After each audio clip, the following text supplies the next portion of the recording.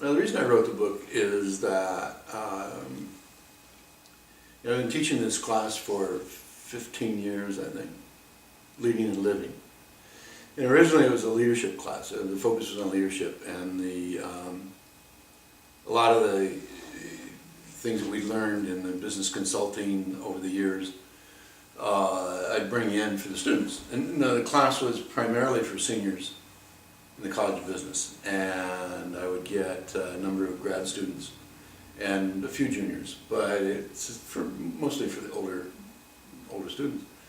And so I bring in different techniques that we used and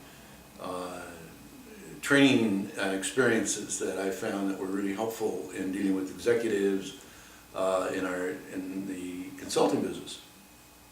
I bring them in for the students.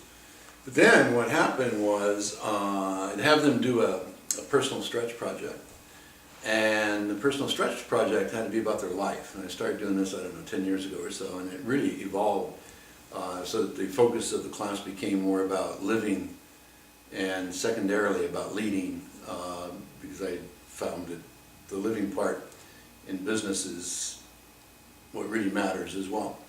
At any rate, the personal stretch projects, they had to come in and see me, and we'd sit and talk about what's going on in their life, and I'd ask questions like, what is it you're thinking that you'd like to do? And they'd all say, I don't know, and then we'd push a little bit, and then all these things started coming out about what's going on in their life, which just sometimes floored me.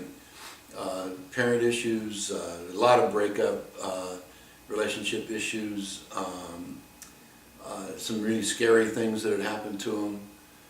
Things just started pouring out, and then they would do a personal stretch project on it.